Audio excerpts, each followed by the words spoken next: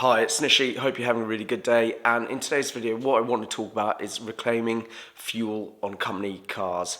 So a lot of you probably have company cars, and if you want to be really tax efficient, then you probably got an electric company car.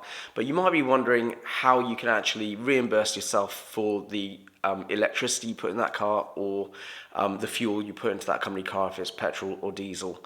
And it's quite an important topic which isn't really covered that much, so I just want to give you a brief video explaining how it works. So let's say you didn't have a company car. Well, what you'd probably be doing is charging your business 45p a mile for the usage of your personal vehicle for business use, and that 45p a mile would cover your wear and tear on the vehicle, any repairs, maintenance and stuff you had to do on that vehicle. I'll cover the VAT on it later in a different video, but it'll also cover the fuel component. So when you've got a company car, you can't put 45p a mile through the business for the use of that car, because then you're charging your business twice. Firstly, it's giving you the car anyway, and then you're charging it for wear and tear on a car it's given you. So it doesn't make sense. So what people do instead when they've got a company car is they use something called the advisory fuel rates. And the advisory fuel rates are a set of rates that HMRC have worked out for different types of vehicle and different sizes of engine. So if you had a petrol car that was like over 3 litres, then HMRC would say, well, for every mile that you do where you paid for the petrol yourself with your own personal money, you can ask the business to reimburse you for that mile at, like, say 18p. I can't remember the exact amount, but it also says things like, well, if you got a company car that's electric and you're using your own electricity to charge your car, and then when you actually do business mileage on that car, then the business can then repay you at 9p a mile for the electricity that you've put into that vehicle for business mileage. So that's how you actually reclaim money for business mileage that you're doing in a company car, whether it's electric, petrol or diesel.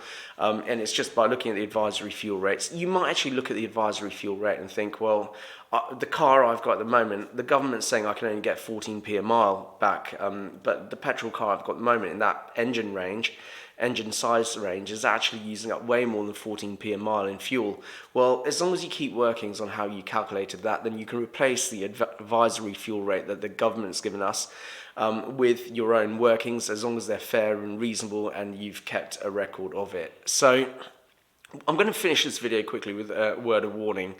Whatever you do when you've got a company car, do not get your business to pay for that fuel. And the reason for that is, well, if you've got an electric car, your P11D benefit in kind tax on that company car is probably quite low. If you've got a petrol or diesel car that's got a larger engine, it's probably quite extortionate. That's a separate conversation anyway. But if you start getting your business to pay for your company car fuel, then what's going to happen is you're going to get another benefit in kind tax for the company fuel that is giving you, the benefit of the company fuel, and that is even more extortionate. So that's the main thing. One thing I would say though, is if you got a vehicle that's purely owned and used by the business, and whether it's a pool car or a company van that has no personal use to it, then the rules around that are different. So I'll do that in a different video anyway. But whatever happens is you really don't want to get your business to pay for your fuel if it's a company car with any kind of personal use for you, because there are some really there are sneaky hidden tax charges that make it really eye-wateringly punitive to actually do that. So best thing to do is always pay for the fuel yourself and get your business to reimburse you at the advisory mileage rate, or a more suitable alternative that you've calculated. I'll see you at the next video.